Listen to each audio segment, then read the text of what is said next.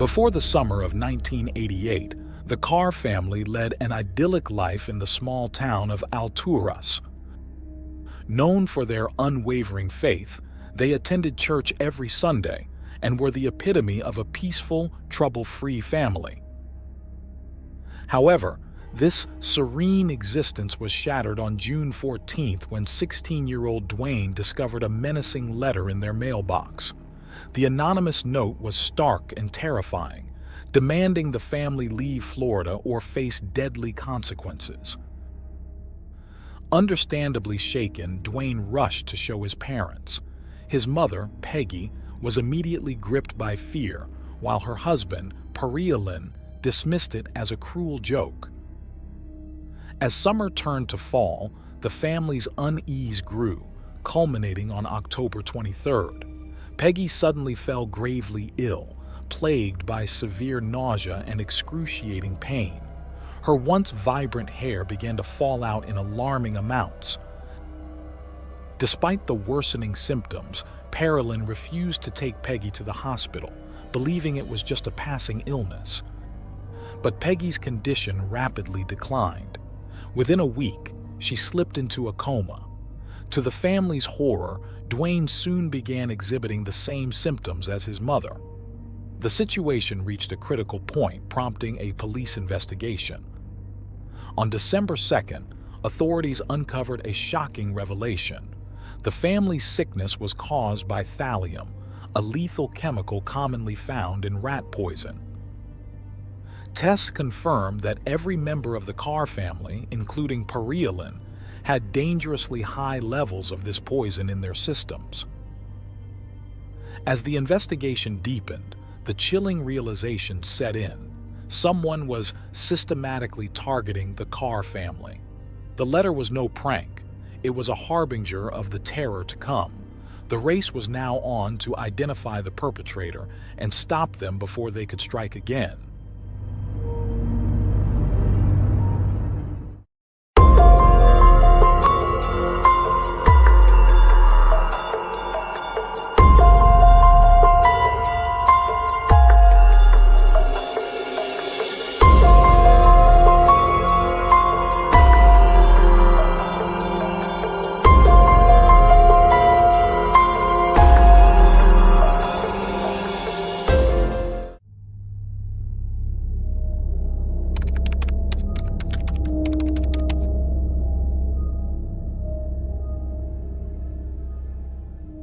The year was 1988. 16-year-old Dwayne lived a blissful life with his family in the serene town of Alturas, Florida. His mother, Peggy, worked tirelessly as a waitress at the local diner. After raising 3 children on her own, Peggy finally found love with Perrielin Carr, who brought 2 more children into their blended family. Their life in Alturas seemed perfect. A quiet town where no one locked their doors, an ideal place to raise a family. But on October 23rd, their lives took a tragic turn. In the early hours, Peggy left for work as usual. However, soon after arriving at the diner, she began to feel a burning sensation in her legs and feet, followed by intense chest pain. She was rushed to the hospital, almost incapacitated. Despite thorough testing, doctors couldn't pinpoint the cause of her illness and sent her home with pain medication. A week later, on October 30th, the nightmare escalated. Peggy, Dwayne, and his stepbrother Travis were all rushed to the hospital with identical symptoms. The pain was unbearable, leaving them in tears thinking they were going to die. Peggy was admitted to the intensive care unit. An infectious disease specialist noticed something alarming. Peggy's hair was falling out in clumps, a sign that pointed to possible poisoning. He decided to test for thallium, a deadly poison banned in the U.S. in 1972, but still present in old rat poison. The test results were horrifying. Peggy had 50 times the lethal amount of thallium in her system. The next day, October 31st, she fell into a coma. Travis was put on a respirator and Dwayne showed no signs of improvement. The police launched an urgent investigation. Their goal was clear: find the source of the poisoning to prevent further harm. They scoured the orange groves, tested the neighborhood water supply, and even examined the diner where Peggy worked. Yet, no traces of thallium were found. As news spread, panic gripped the community. People demanded answers, fearing for their own safety. Investigators descended upon the Carr home, meticulously collecting dust samples and gathering over 400 household items for lab analysis.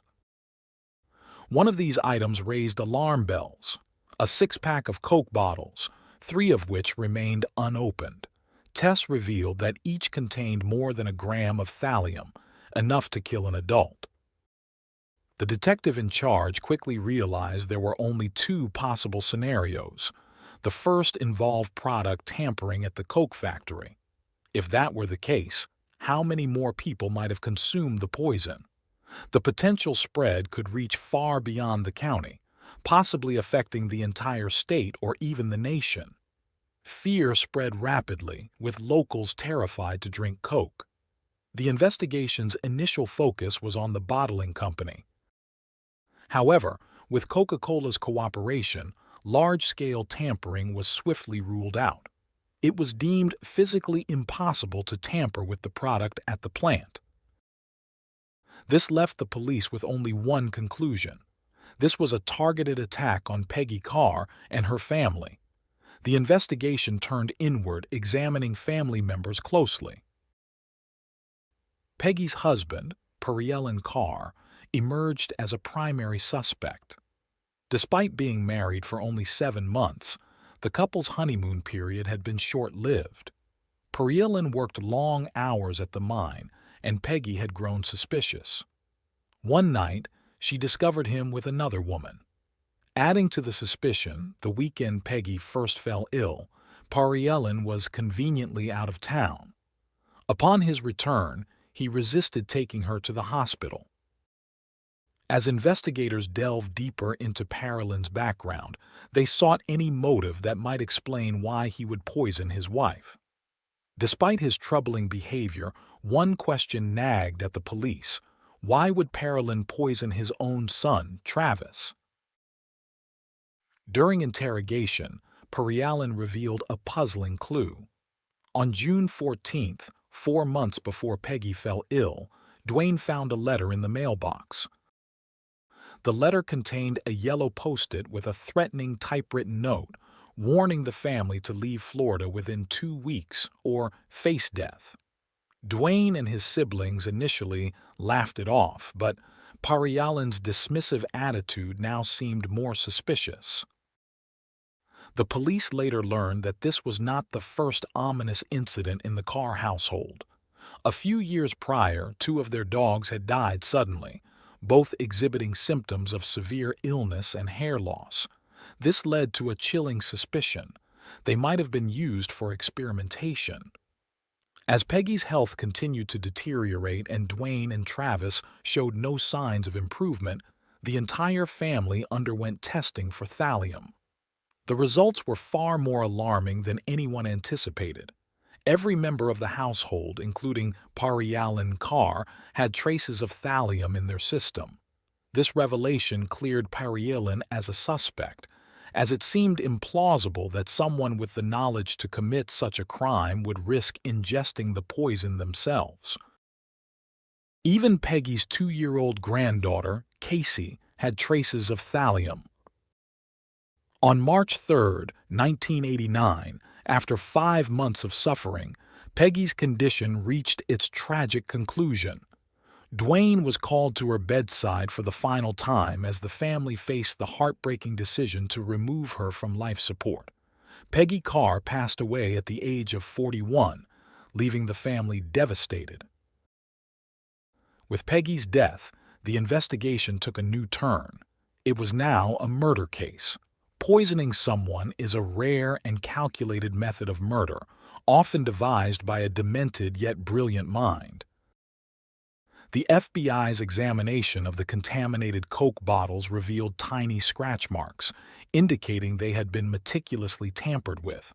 The thallium had been added, the caps resealed, and the bottles appeared untouched.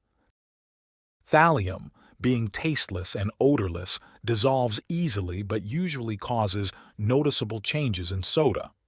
However, the mixture found in the Coke bottles was sophisticated, avoiding typical signs like overflow, discoloration, or sediment.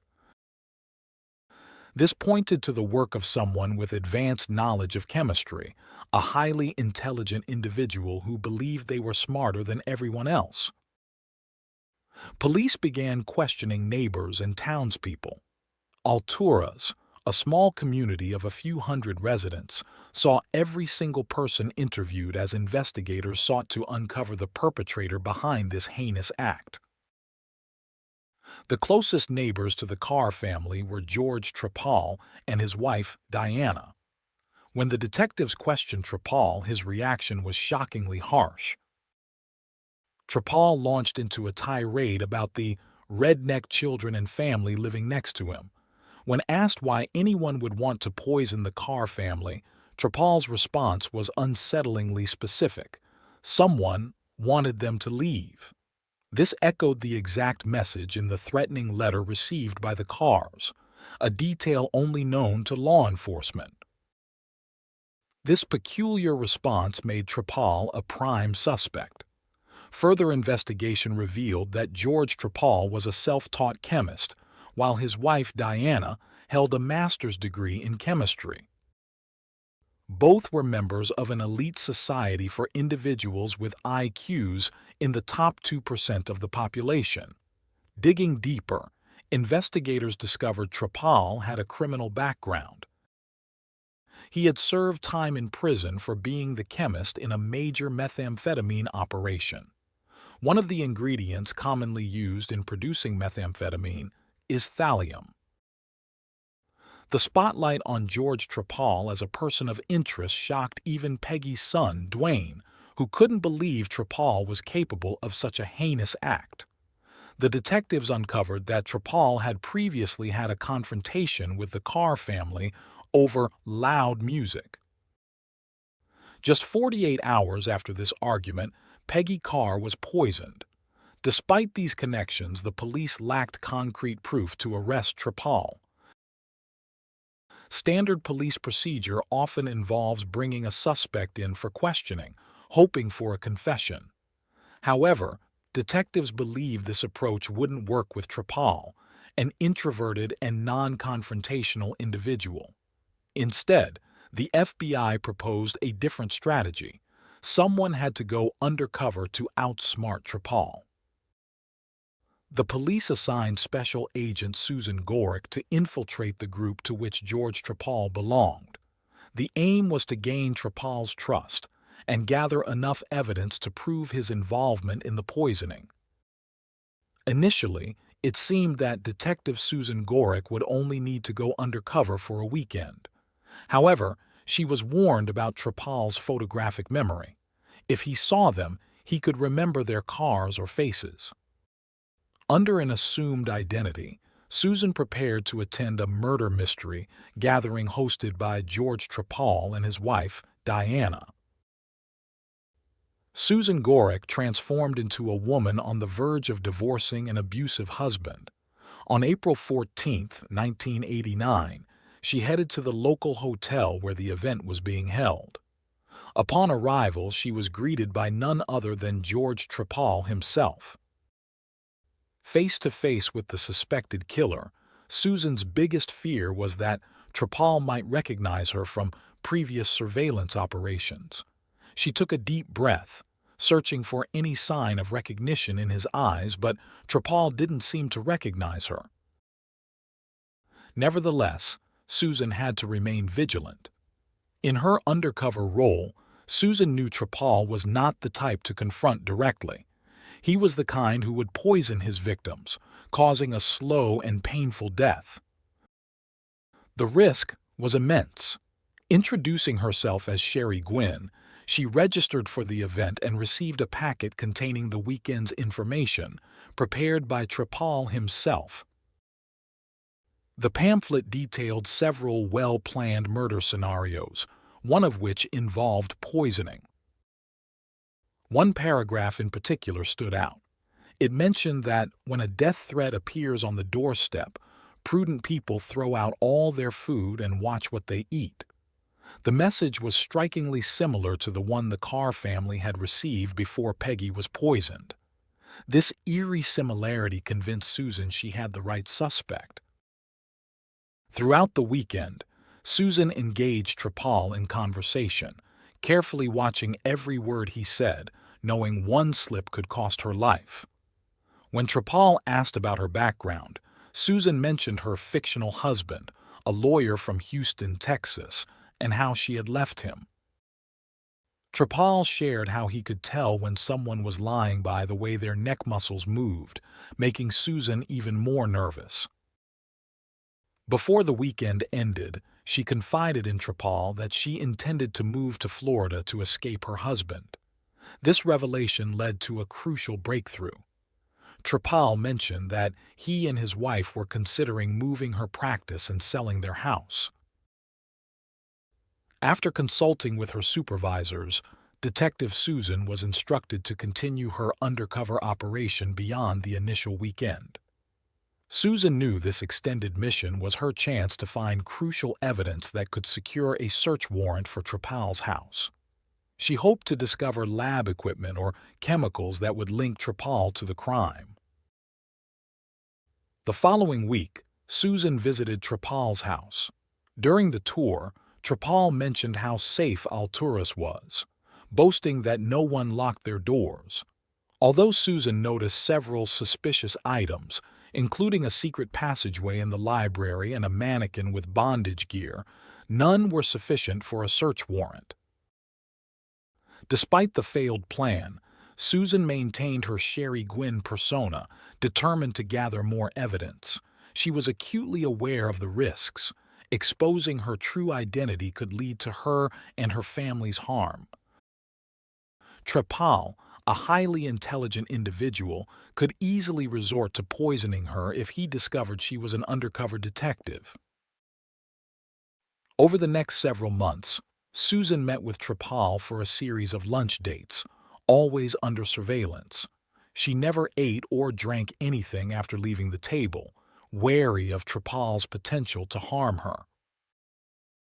During these meetings, Trapal gradually revealed his disdain for people he considered less intelligent, giving Susan insights into his mindset. After 8 months, Susan had collected numerous small pieces of evidence, but not enough to build a solid case. Her supervisors began to question the operation's value, threatening to shut it down. To Susan, failure was not an option. She was driven by the need to secure justice for Peggy Carr and her family, imagining how it could have been her own loved ones who drank the poison.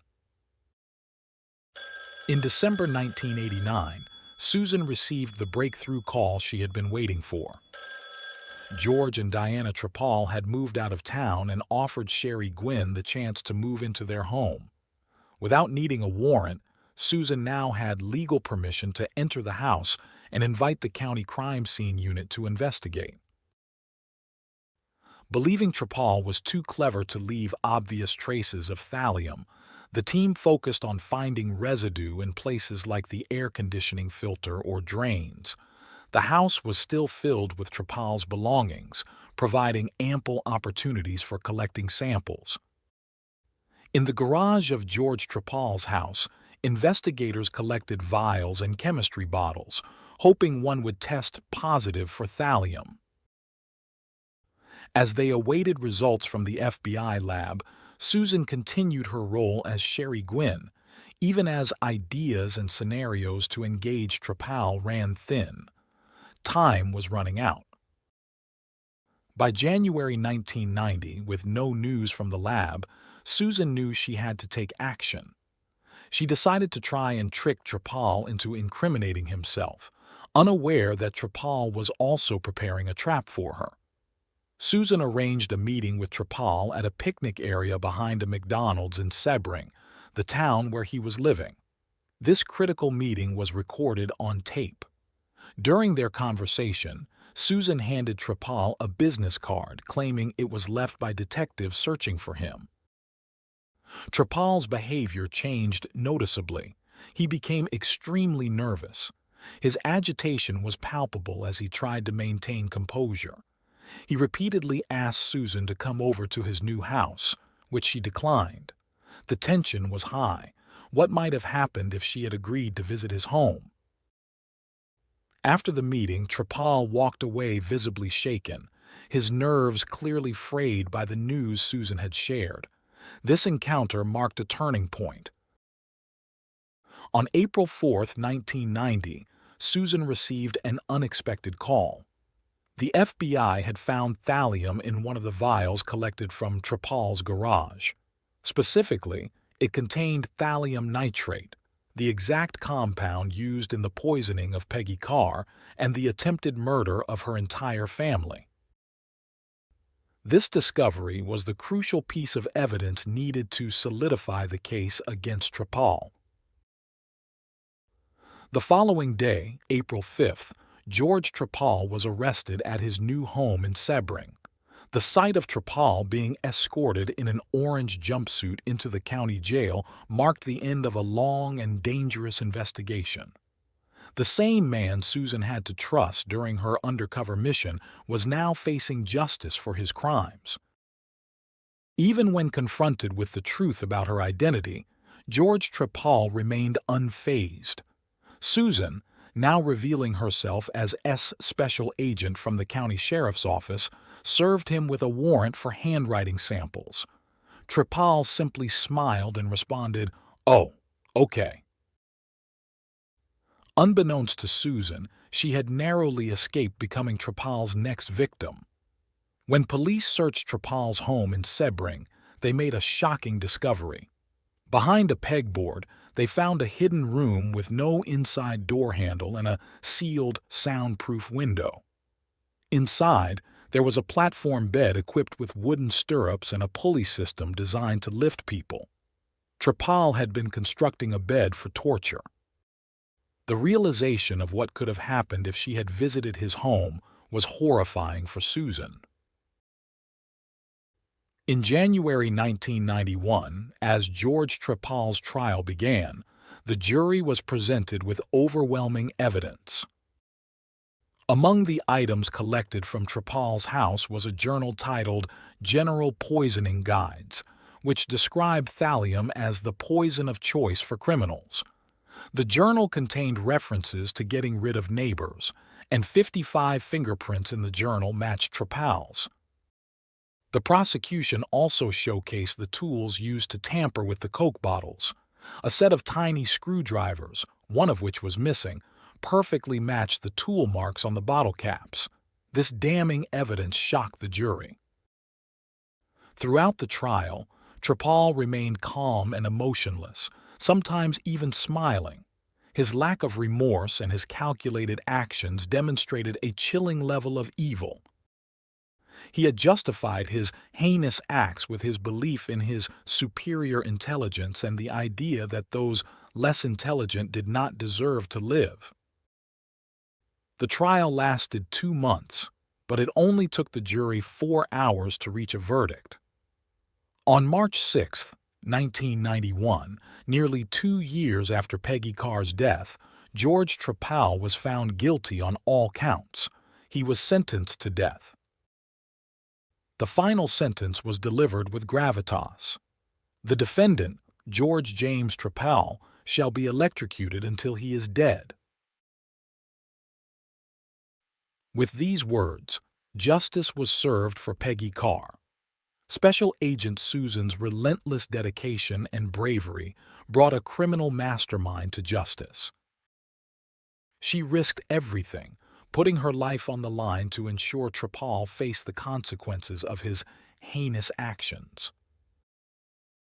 Reflecting on Susan's efforts, one cannot help but admire her courage. She went above and beyond to bring Peggy's killer to justice, earning the respect and gratitude of many. The rest of Peggy Carr's family, who were also poisoned, made full recoveries. However, the loss of Peggy had a profound impact on her son Dwayne. Losing his mother at the tender age of 16 was a traumatic experience that left deep emotional scars. In the years following her death, Dwayne struggled with grief, often expressing it through anger and outbursts. Eventually, Dwayne found solace in writing to his mother. In a heartfelt letter, he poured out his emotions. "Dear Mom, this is your baby boy.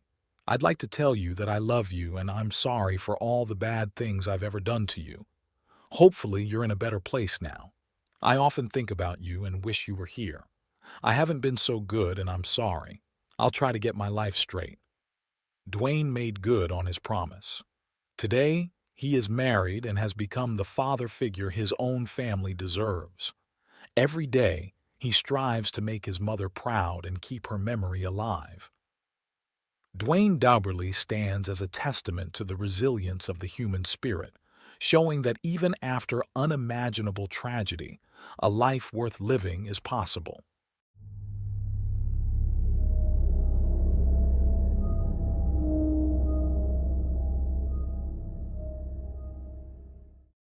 Thanks for tuning in to Unreal True Crime. If you're intrigued by mysteries from around the world, check out our new channel, Latin Crimes, where we dive into the gripping true crime stories of Latin America. Don't miss out. Subscribe now for more thrilling investigations. She kind of came out and I tried to hold her and she's breathing. She doesn't have a heartbeat. So now, what do you do when you realize that she's not going to make it? I have to bury her. I couldn't tell anybody.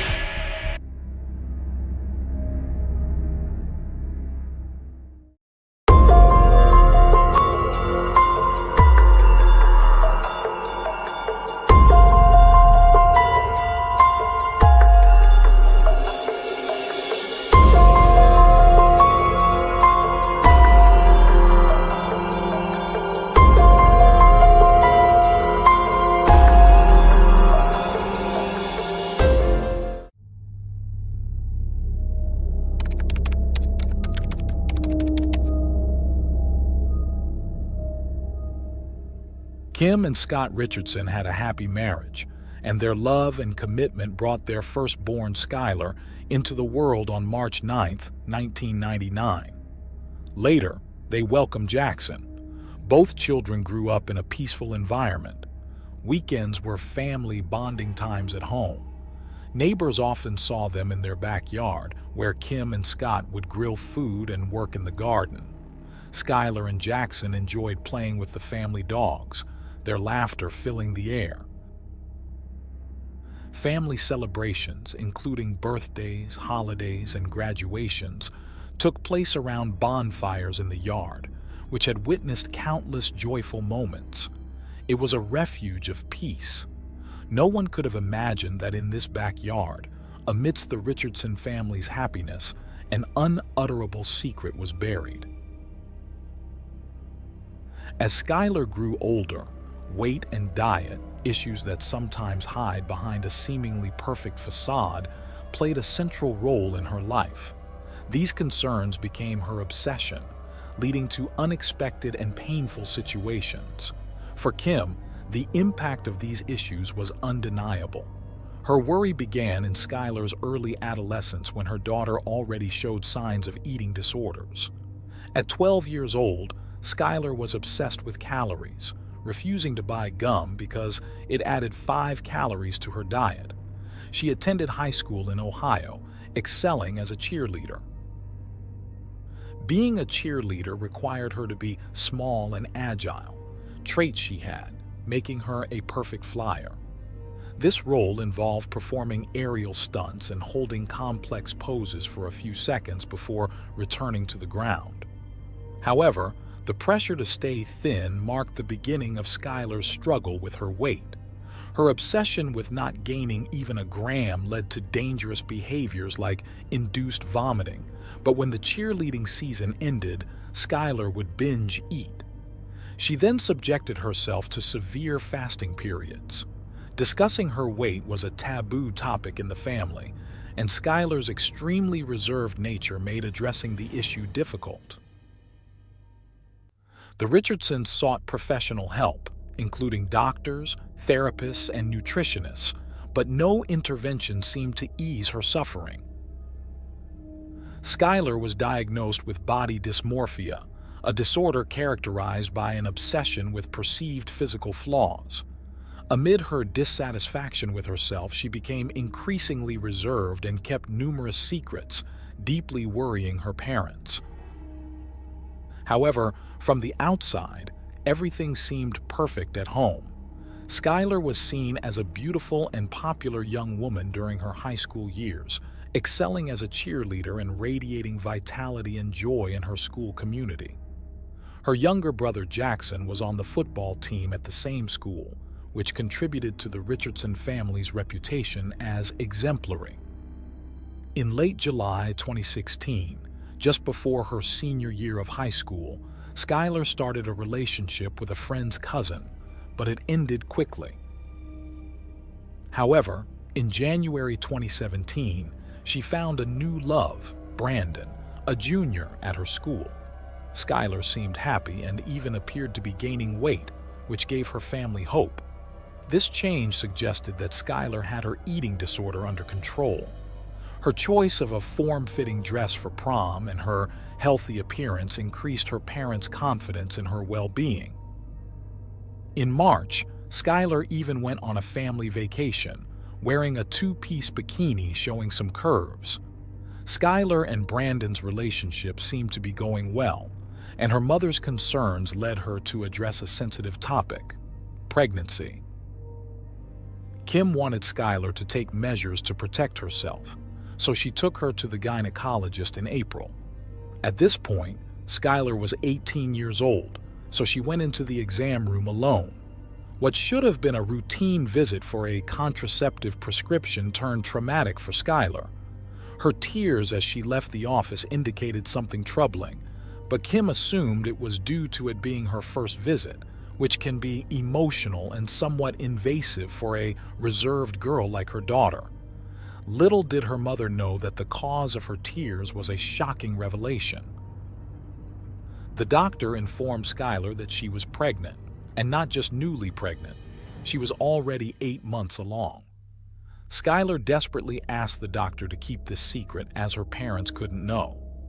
9 days after the gynecologist visit on May 5, 2017, Skylar attended prom with Brandon. Despite being in her advanced pregnancy, her form-fitting dress fit her surprisingly well. It's worth noting that she had tried on the same dress in February, and it fit the same 3 months later. Apparently, she hadn't gained any weight in those 90 days, which is highly unusual for someone so far along in pregnancy. Perhaps that's why no one noticed the secret that was about to change her life forever. Less than 48 hours after attending prom, nature took its course, and it was time for the baby to be born.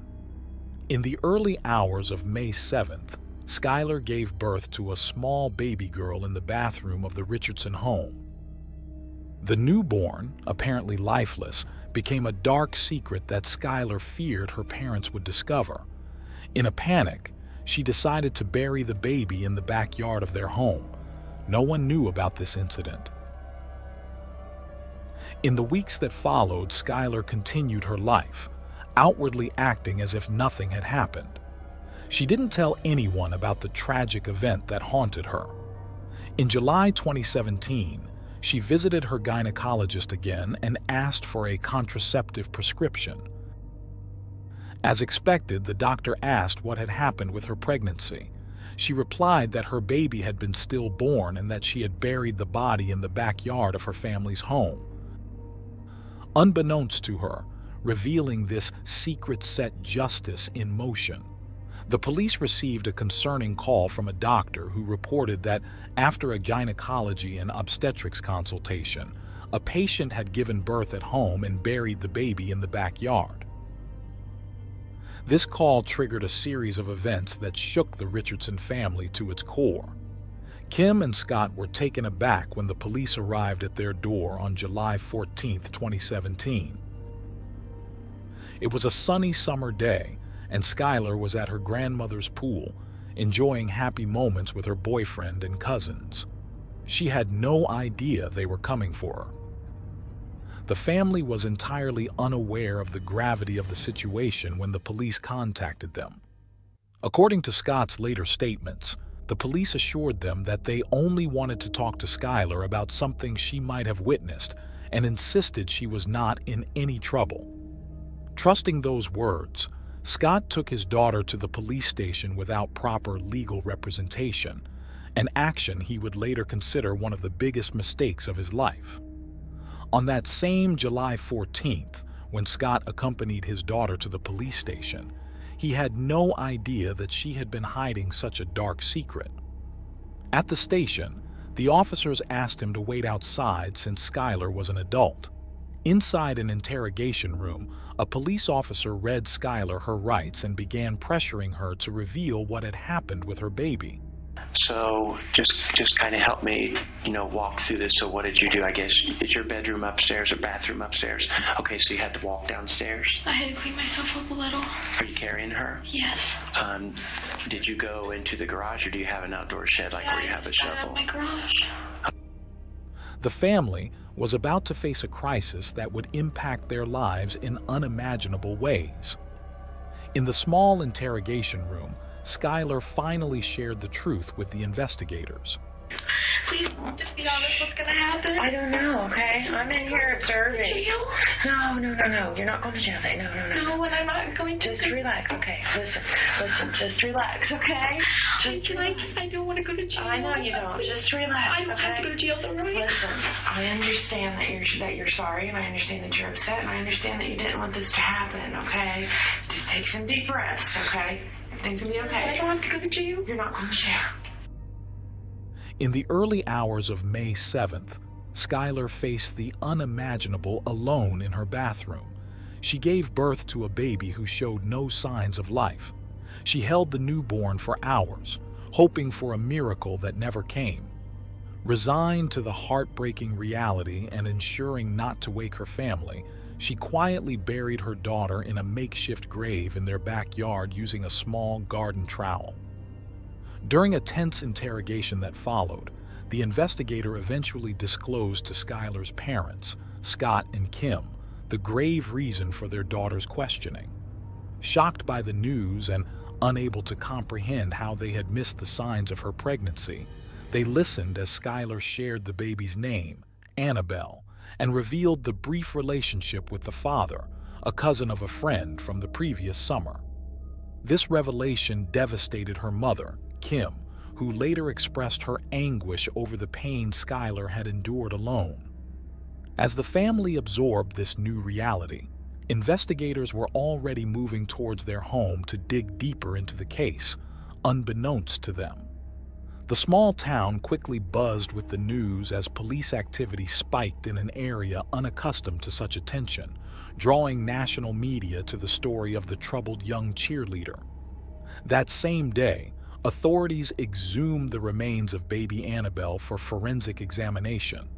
After enduring over 5 hours of grueling questions at the station, Skylar and her parents were allowed to go home. However, the respite was short-lived. 6 days later, the investigators returned with unsettling news from the autopsy.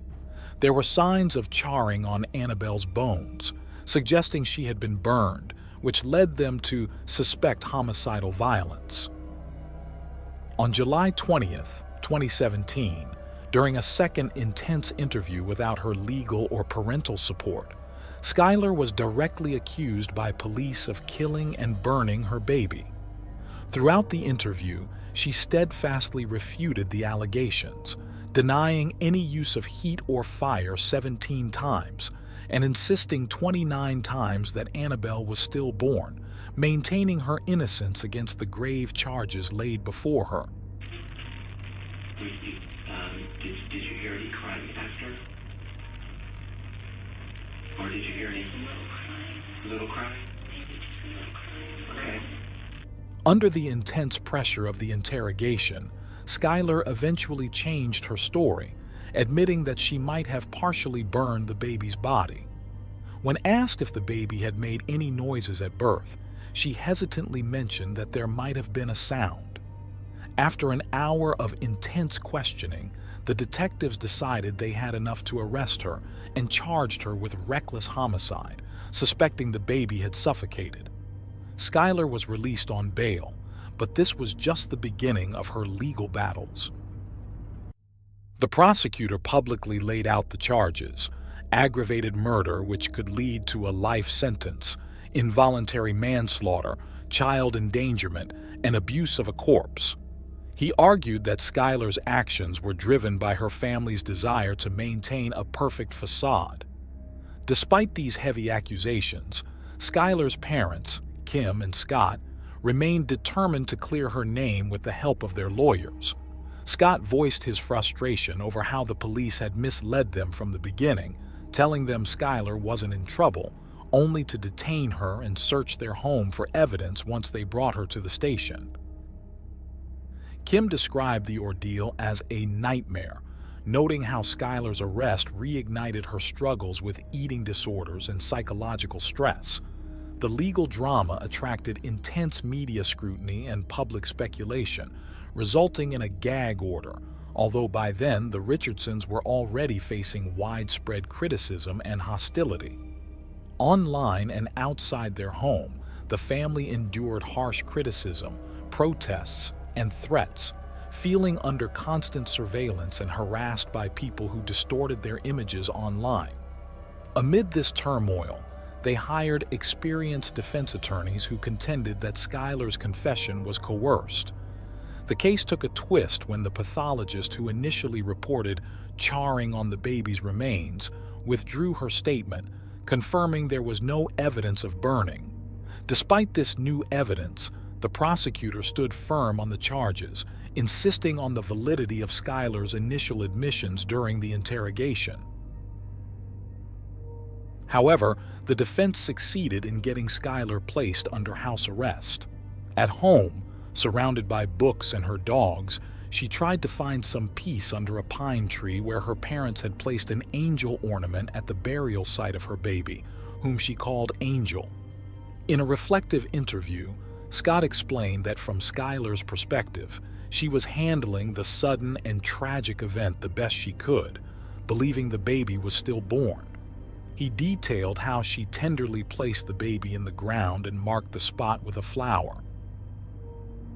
As time passed, her dreams of attending the University of Cincinnati had to be put on hold. The uncertainty of her future weighed heavily on her and her family. However, the prosecution viewed this as her undergoing the justice process that was deemed necessary, aiming to seek justice for the baby. The case itself was fraught with tension and division. Kim, Skylar's mother, voiced her frustrations with the legal process, feeling that the defense's points were completely disregarded by the prosecution, which she found to be exceedingly cold and dismissive. The prosecution maintained that an innocent life had been unjustly taken, and it was their duty to seek reparation. In July 2019, the case took an unexpected turn when the prosecutor offered Skylar a deal: dropped the aggravated murder charge if she pleaded guilty to the remaining charges, thus avoiding a trial but still facing up to 15 years in prison. This proposal brought immense anguish to the Richardson family, but ultimately, the decision rested with Skylar. On one decisive Sunday morning, Skylar resolved not to plead guilty to crimes she maintained she did not commit. She chose to let a jury decide her fate at trial. 2 years after the distressing events, the trial began on September 3, 2019. The prosecution started with a startling revelation, quoting a text message from Skylar to her mother that exposed her troubled emotional state shortly after she secretly gave birth and buried the baby in the backyard. The prosecution also displayed a selfie Skylar had taken at the gym that same day, using these pieces to argue that Skylar had no intention of keeping the baby. Although proving the baby was born alive was a challenge, the prosecution contended that Skylar's own admissions during interrogation supported their case. Witnesses for the prosecution testified that Skylar had seen the baby's arms move and heard her make sounds, suggesting life. They also claimed Skylar might have inadvertently harmed the baby. Moreover, they accused her of trying to burn the baby's remains. Trey Johnson, presented as the baby's father, testified about their brief relationship and the unprotected sexual encounters they had. When it was time for the defense, Skylar's lawyers argued that she had been subjected to overly aggressive questioning, leading to a coerced confession. They disputed the assumption that she had attempted to burn her baby, noting that the forensic expert who initially supported this claim had later withdrawn it. They presented evidence of Skylar's significant weight fluctuations due to her long-standing battle with anorexia, which they claimed was exacerbated by her mother's pressure to remain thin. During the trial, the doctor who performed the autopsy testified that the baby died from homicidal violence of undetermined origin. Yet, under cross-examination, she admitted there was no physical evidence to support a live birth, or that Skylar had directly caused harm to her child. Witnesses for the prosecution also acknowledged the lack of physical evidence of a live birth, with no trauma or burns found on the baby's remains. The defense stressed that the only evidence suggesting a live birth came from Skylar's statements, which they argued were the result of coercion by the police. An obstetrician also testified that he didn't believe the baby was alive at birth. He noted that the umbilical cord wasn't cut, which might mean it came off before or during delivery. He also mentioned how Skylar described the baby as extremely pale, not looking like a healthy newborn. He suggested that Skylar's eating disorder might have limited the baby's growth in the womb, possibly leading to a stillbirth or death shortly after birth. An expert on police questioning explained that some interrogation techniques can push people into false confessions, especially those who are more vulnerable to pressure. A clinical psychologist who talked to Skylar found she has a dependent personality disorder, which could make her more likely to give in to authority figures. The trial moved forward with both sides presenting their arguments and evidence. The defense attorney emphasized that Skylar is innocent until proven guilty, urging the jury to stand by her if they had any doubts about the baby's condition at birth. The prosecution argued that Skylar had ended a life to keep up appearances and should be held accountable. The trial was intense, and eventually the jury had to decide Skylar's fate. With regard to count one, we, the jury in the above captioned case, find the defendant, Brooke Skylar Richardson, not guilty of the offense of aggravated murder. On September 12, 2019, after 4 hours, they ruled she wasn't guilty of the most serious charges, but did find her guilty of improperly handling the baby's remains, which could mean up to a year in jail. The Richardson family was relieved by the verdict but had to wait until sentencing. The next day, Skylar spoke publicly for the first time in court, expressing regret and apologizing for the pain caused by her actions. During a victim impact statement, Trey Johnson's mother spoke about her deep loss, saying no words could fully express her anguish over her granddaughter Annabelle's death. The judge believed different choices by Skylar could have saved her daughter, but sentenced her to 3 years of probation instead of a harsher penalty. The trial and its aftermath deeply affected Skylar and her family, causing her significant stress and health issues.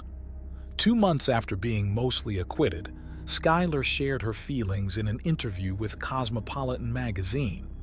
She talked about her regrets and the burden of guilt she carries every day for not opening up sooner about her situation. She described the period as devastating and admitted to struggling with depression since the incident. Skylar shared that she named her baby Annabelle because she didn't know anyone else with that name. She visits Annabelle's grave every week to leave pink flowers and finds a bit of peace knowing her baby is at rest.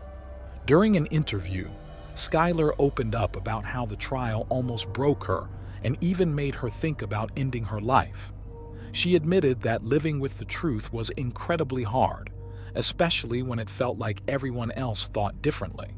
She also felt like she lost a part of herself during the trial and was scared that people saw her as guilty because of all the news coverage. Trey, Annabelle's dad, told the media that he was shocked by the case because he didn't know about the pregnancy beforehand.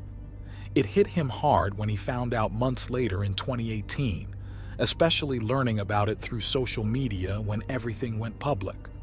Trey's family deeply felt the loss, and after the trial, they gathered to mark 2 years since Annabelle's passing. This whole situation really affected everyone involved. They all dealt with a lot of emotions no matter how the court ruled.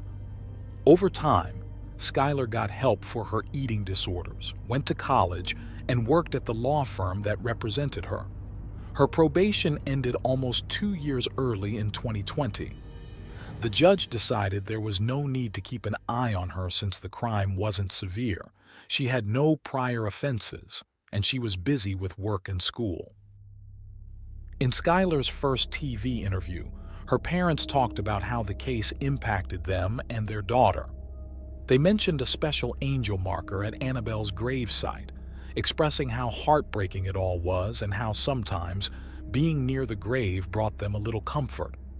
They also revealed that Skylar was diagnosed with post-traumatic stress disorder, suffering from frequent panic attacks and nightmares that often kept her from sleeping in her own room.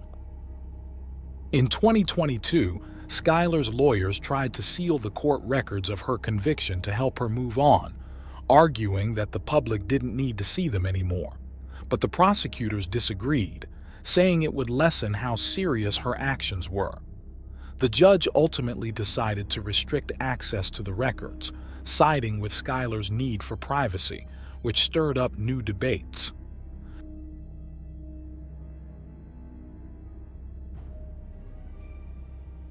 Thanks for tuning in to Unreal True Crime. If you're intrigued by mysteries from around the world, check out our new channel, Latin Crimes, where we dive into the gripping true crime stories of Latin America. Don't miss out. Subscribe now for more thrilling investigations. That night, Lise Coleman needed a babysitter to look after her 10-month-old son, Travis. Christine Falling, who had experience in babysitting, offered to take care of the baby at her house. The next morning, the little boy was found dead without any evident signs of aggression or violence. However, the police investigation revealed a much darker truth than anyone could have imagined.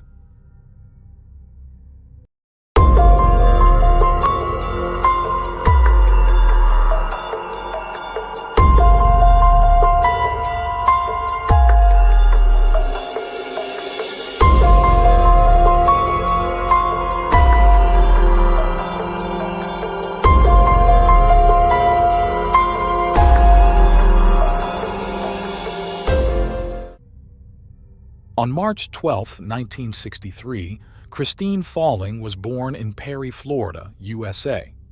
She was the second daughter of a couple who would be considered very unusual today. Her mother, Anne, was a minor, only 16 years old when she had Christine. The eldest daughter, Carol, was born more than a year earlier when Anne was just 14 or 15 years old. To this already dramatic picture was added the significant age difference with Thomas, her father, who was 65 years old. Throughout history, there have been a few uncommon relationships where a large age difference does not matter, and the marriage is very happy. However, this was not the case with Anne and Thomas. A few months after Christine was born, her mother left the house, leaving her and her sister Carol in the care of their father, who worked as a lumberjack and had little to no parenting skills. However, the young mother did not run away forever. She returned home sometime later and was pregnant again. She had more kids over the next 2 years, naming them Michael and Earl. Although the home had 2 girls and 2 boys, Thomas, the husband, claimed that only one of the 4 children was his. It was evident that the family's conditions were neither normal nor stable. The arguments between the mismatched couple grew increasingly frequent, sometimes turning violent. During periods when Anne disappeared, Thomas would take the 4 children to the forest while he worked. The situation was dire for everyone, especially the children. Adding to their difficulties, Thomas suffered a work-related accident that rendered him unable to continue working. One day, Anne made an extreme decision. She took her 4 children, put them in the car, drove to a shopping center, sat them on a bench, and left, never to return. It is not difficult to imagine that the 4 children ended up in the social care system, circulating through orphanages and related institutions. No further information is found about the 2 younger brothers, Michael and Earl. The eldest daughter, Carol, seemed to be a normal child, or at least no contrary references are found. But Christine was a different story. Living in adverse conditions since birth, Christine developed mental problems, intellectual deficits, and exhibited aggressive behavior. Caregivers at the orphanage described her as a compulsive liar and thief, someone who broke rules to get attention. Her relationships with other children and people, in general, were terrible. Everything became more complicated when she began to gain weight uncontrollably and suffer from epilepsy. It is easy to imagine that in an orphanage environment, Christine endured more suffering, becoming the target of mockery, comments, and cruel treatment. However, sometime later, both Christine and Carol had a stroke of luck. They were adopted by a couple, the Fallings, who not only gave them their last name, but also a stable home. The Fallings were a couple who longed to have children, but Dolly Falling couldn't get pregnant. Some accounts suggest that the husband knew the girl's family, which is why they decided to adopt both of them. Unfortunately, although their environment changed, Christine's behavior did not. She was problematic. Her vocabulary and way of speaking were not consistent with her age. She had fits of rage, and she continued a habit she had started in the orphanage, tormenting cats in unimaginable ways. Sometimes she would throw them from great heights to see if it was true that they had 9 lives. She quickly discovered it was false but continued her experiments. Another factor that added tension to the situation was Christine's epilepsy. Life in the Falling household began to turn into a nightmare, not just for the seemingly generous couple, but especially for the adopted girls. According to some sources, the father abused both girls, particularly the older one. This was something the couple always denied, though there are records of 2 arrests of the father for abusing Carol. The first case went to trial, but the jury was divided. The second time, the accusation was made by his own wife Dolly, who later withdrew it. Things were so out of control that the pastor of their church intervened and managed to convince the family to remove the girls from their home. Thus, the sisters were sent to a home in Orlando, where a large group of children, aged between 6 and 21, lived after being removed from their homes due to abuse, neglect, or abandonment. Apparently, this place was more pleasant for Christine, but it did not stop her impulsive, deceitful, aggressive, and cruel behavior, nor her epileptic seizures. After some time, frustrated by their inability to achieve the desired behavior from the sisters, particularly Christine, the authorities decided to remove both girls from the institution. Consequently, they were sent back to the Fallings. From this point on, the intimate abuse seemingly stopped, but the physical violence did not. The final straw was a severe beating the father gave Christine for being 10 minutes late coming home. To make matters worse, the next day, he insisted that she go to school in shorts so everyone could see the marks of his justice. She was not only mistreated but also humiliated. Carol, the eldest, who was approaching 15 years old, decided to find a job to establish her independence. Christine, just over 12 years old, supported her. The day after the beating, both girls ran away from the falling home. With their newfound independence, their world changed, and not for the better. Initially, both sisters went to a friend's house of Carol's. Christine stayed there for a month and a half, but then decided to look for her biological mother in northern Florida. She managed to find her and lived with her for a while. Nearly 2 years later, in 1977, at the age of 14, Christine fell in love with a 20-year-old young man whose name I couldn't confirm, but it was said he was her stepbrother. Shortly after, they got married, but the sudden marriage lasted only 6 weeks, marked by arguments and violent fights. Christine ended up in the hospital twice for injuries sustained during these fights. In one incident, she even threw a heavy outdoor object weighing over 20 pounds at her husband while he slept. The hasty marriage ended even more abruptly. Following this new disaster in her life, Christine, who by then weighed around 200 pounds, began to exhibit new behavior. Over the next 2 years, she visited the emergency room more than 50 times with a long series of strange and varied ailments that doctors couldn't diagnose. She always seemed very nervous, listing symptoms that didn't correspond to any known diseases. In other instances, potential diagnoses were ruled out with medical tests. One time, Christine went to the emergency room claiming a servant had bitten her, but this was proven false. On another occasion, she arrived at the hospital with bleeding from her intimate areas, which turned out to be just her menstruation. Eventually, the doctors reached a possible diagnosis in her case: Munchausen syndrome, a mental disorder in which a person pretends to be ill, creates symptoms, and even inflicts injuries on themselves to attract medical attention, and consequently, the interest of others due to their supposed poor health. Despite all her strange behaviors, significant weight, obvious mental problems, lack of social skills, and unkempt appearance, Christine had a reputation for loving children and being responsible and trustworthy. This led her to earn some money by babysitting for friends and neighbors. At first, everything seemed fine. Her services were appreciated, and as a result, her occasional jobs became more frequent. Things seemed to be finally going well for her. Then came February 25, 1980. On that day, 17-year-old Christine was hired to look after a little girl named Cassidy Johnson. The child was just 2 years old and at a very playful stage of her growth. Her loved ones called her Poncacito and enjoyed her antics. The girl's parents went out to work, collecting worms to sell as fishing bait. But that day, something went terribly wrong. 5 hours after being left alone with Cassidy Johnson, Christine was calling emergency services. She said the little girl had fainted and fallen from her crib. An ambulance was quickly dispatched to take the child to Tallahassee Hospital.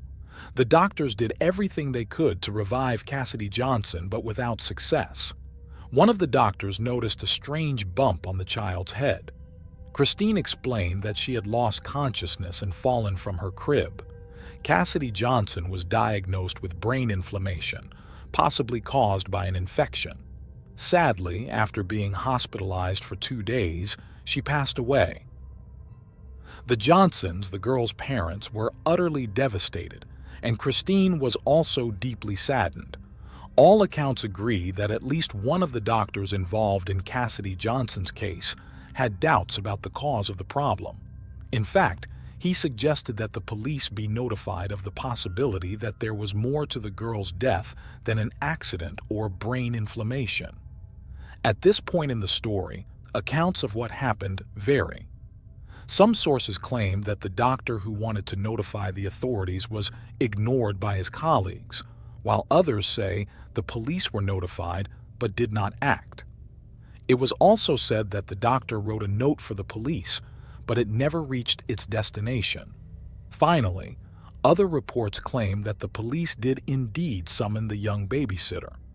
The officers questioned her but found nothing to justify her detention or to warrant a more extensive investigation. What is certain is that the case was never thoroughly investigated, although the autopsy clearly showed that the head injury played a significant role in Cassidy Johnson's death. After the 2-year-old's death, Christine, apparently devastated, decided to move to another city and ended up relocating to Lakeland, Florida. There, she slowly began to work as a babysitter again, demonstrating the same efficiency she had shown in her initial jobs. A year had passed since the death of Cassidy Johnson, and by then, Christine was 18 years old. Some distant relatives asked her to take care of their 4-year-old Jeffrey Davis. Once again, tragedy struck when the boy suddenly stopped breathing for no apparent reason. Christine called emergency services and Jeffrey's parents, but there was nothing they could do. The boy arrived at the hospital already deceased. In this case, as the cause of death was unknown, an autopsy was performed. The doctors concluded that Jeffrey had died from myocarditis, an inflammation of the heart muscle that reduces the heart's ability to pump blood. A virus can cause myocarditis, an adverse reaction to medication, or a general inflammatory condition, which can sometimes lead to sudden death. With this result, no one suspected the babysitter. The parents accepted the doctor's diagnosis of their son's sudden death. Once again, the young caretaker appeared devastated, and this time it wasn't just any death, it was a family member. Just 3 days after Jeffrey's unexpected death, Christine was asked to take care of another child, Joseph Spring, for a few hours. Joseph, a 2-year-old cousin of Jeffrey, needed care while his parents attended Jeffrey's funeral. Incredibly, the tragedy repeated itself. A few hours after leaving Joseph with Christine, the child was dead. Christine claimed she had left the boy sleeping and then heard a scream. When she ran to see what had happened, she found Joseph dead. The health professionals who examined Joseph's body concluded that both Jeffrey and Joseph had died from the same cause, myocarditis caused by an infection. Although no one had concrete evidence or real arguments, rumors began to circulate in the town about the string of coincidences surrounding Christine's babysitting jobs. Even Christine herself started saying that a curse seemed to follow her, bringing death to the children she cared for. The babysitter appeared deeply affected, and everyone knew she had some mental disabilities, but no one really believed she was capable of murdering the children. Consequently, as suddenly as they started, the rumors began to die down. Voices of consolation emerged for young Christine, telling her to calm down and that it was all a series of unfortunate events. Christine gained even more sympathy when she was hospitalized with a viral infection in her digestive system. But this brought a new question. Had she infected the children she was caring for with a virus that proved fatal for them? But very soon, Christine was cleared of the initial suspicions when the doctors found no connection between the virus she had contracted and the one that caused the children's myocarditis. The general conclusion was that bad luck was solely responsible for the deaths. Consequently, Christine was seen almost as a victim.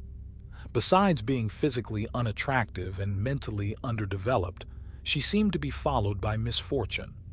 Those who knew Christine defended her passionately.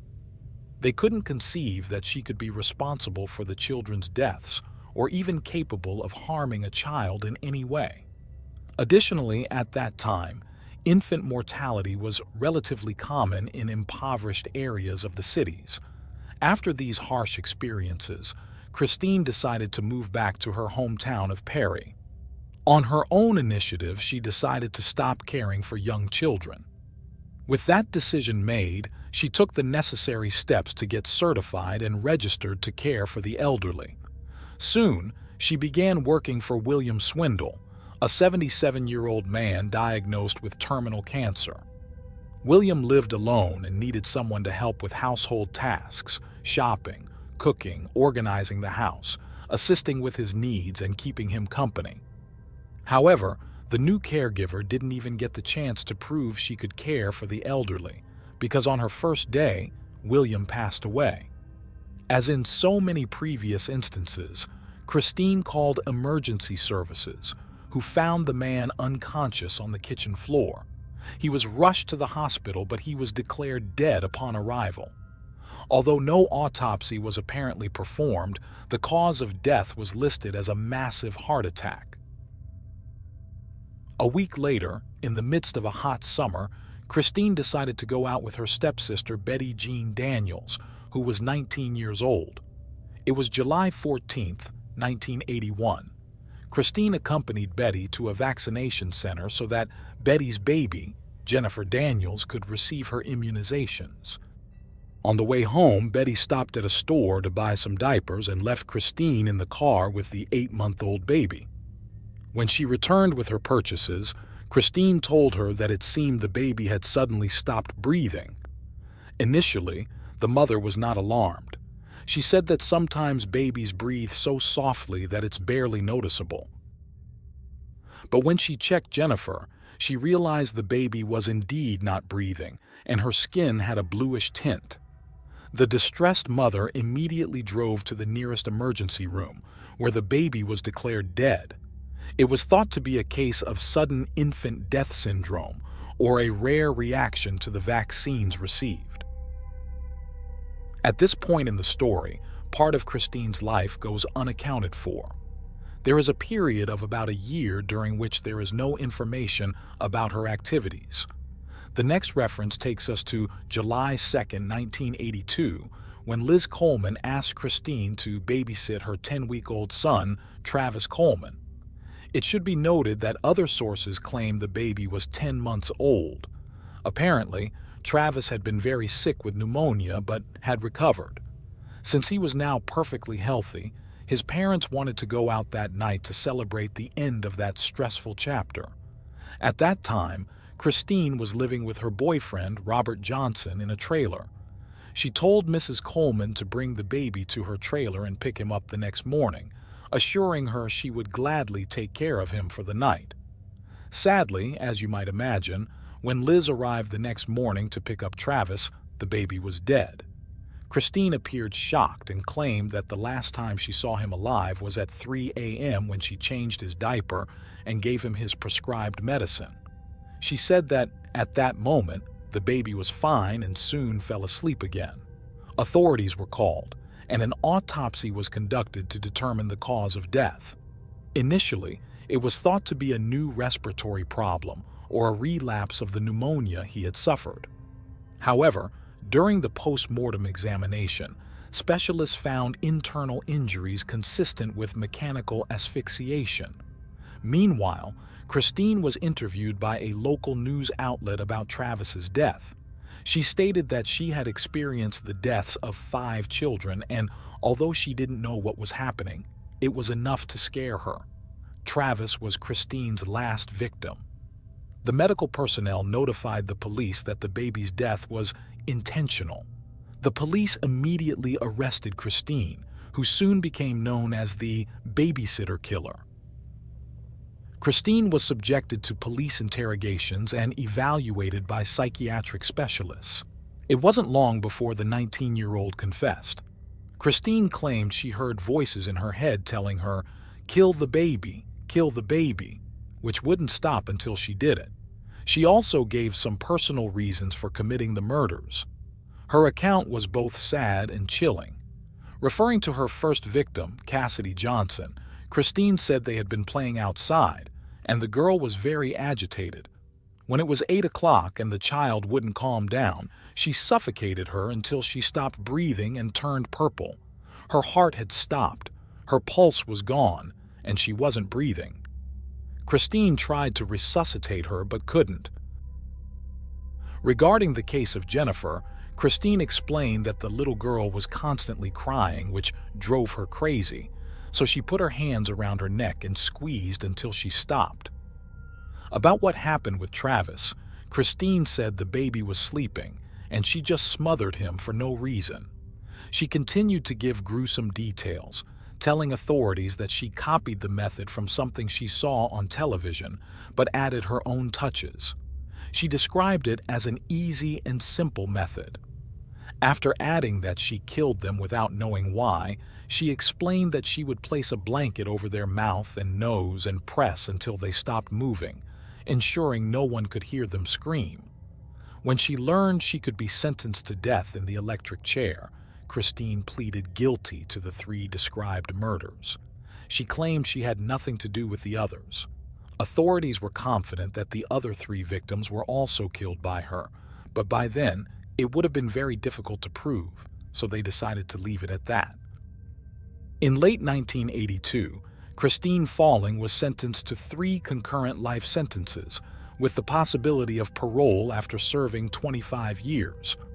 3 years after entering prison, Christine also confessed to the murder of William Swindle, the 77-year-old patient who lived only a few hours after being placed in her care. In prison and over the years, specialists have stated that Christine did not actually hear voices in her head. Behind bars, she returned to her old habit of claiming to suffer from numerous and strange illnesses, frequently visiting the doctor. Officially, Munchausen syndrome was never diagnosed, but when she had her first opportunity to apply for parole in 2007, a mental health specialist said he believed she indeed suffered from the syndrome and consequently posed a danger to the public.